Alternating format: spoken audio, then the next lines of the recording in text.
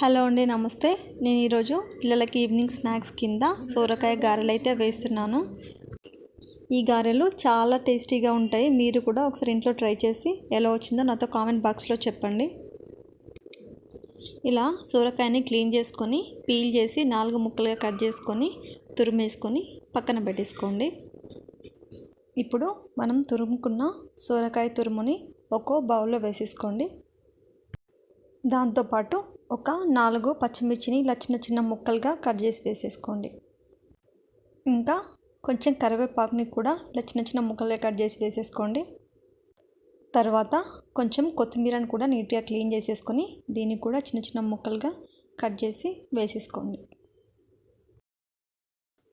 కొద్దిగా పసుపు, మీ టేస్ట్కి సరిపోయేంత ఉప్పు కూడా వేసేసుకోండి.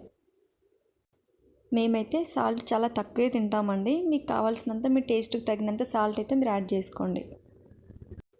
ఇంకా ఒక 3 టేబుల్ స్పూన్స్ వరకు నువ్వులు వేసుకోండి. నువ్వులు వేయడం వల్ల ఈ గారెలకి చాలా మంచి టేస్ట్ అయితే వస్తుంది. మీకు వీలైతే అప్పటికప్పుడు చిన్న అల్లం ముక్క, వెల్లుల్లి అప్పటికప్పుడు ఫ్రెష్గా దంచి వేసుకోండి. టేస్ట్ చాలా బాగుంటుంది. ఇలా అల్లం కూడా వేసేసుకున్న తర్వాత నెక్స్ట్ దీంట్లో 1/2 కప్ వరకు బియ్యం పిండి వేసుకోండి. అది సరిపోతుందా లేదా అని మనకు మిక్స్ చేస్తుంటే తెలుస్తుంది కదా. అప్పుడు సరిపోకపోతే ఇంకొంచెం యాడ్ చేసుకుందాం. ఇప్పుడైతే నేను 1/2 కప్ అయితే దాంట్లో యాడ్ చేస్తున్నాను. ఇలా అన్నీ కలిసేలా బాగా మిక్స్ చేసుకోండి. ఇంకా దీంట్లో వేయించిన పల్లీలు ఇంకా శనగపప్పు కూడా వేసుకోవచ్చు. నేనైతే వేయట్లేదు, నాకైతే అంత ఇష్టం ఉండదు. మీకు కావాలనుకుంటే పల్లీలు వేపి ఇంకా శనగపప్పు కూడా వేసుకోండి. ముందు మనం 1/2 కప్ వేసాం కదండి బియ్యం పిండి, అది సరిపోలేదు. ఇంకా 1/2 కప్ వరకు కూడా పడుతుంది. అంటే మొత్తం నేను 1 కప్ వరకు బియ్యం పిండి అయితే దీంట్లో యాడ్ చేశాను. మనకు పిండి కలుపుతూ ఉంటే తెలుస్తుందండి సరిపోతుందా లేదా అని. తర్వాత దీంట్లో 1 స్పూన్ వరకు జీలకర్ర వేసుకోండి.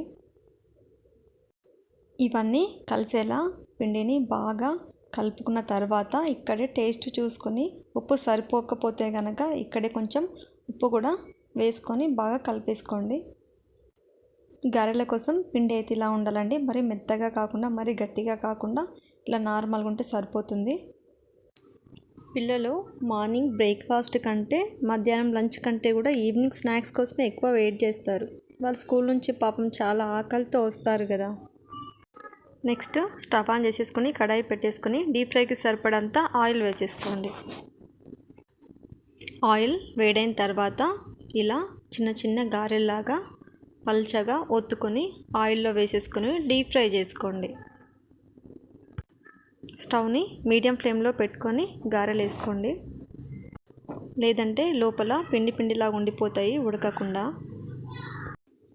నాకైతే మ్యారేజ్ అయిన స్టార్టింగ్లో అసలు వంటలు అయితే వచ్చేది కాదండి. ఓన్లీ రైస్, ఒక టమాటా కర్రీ ఒకటే వచ్చేది.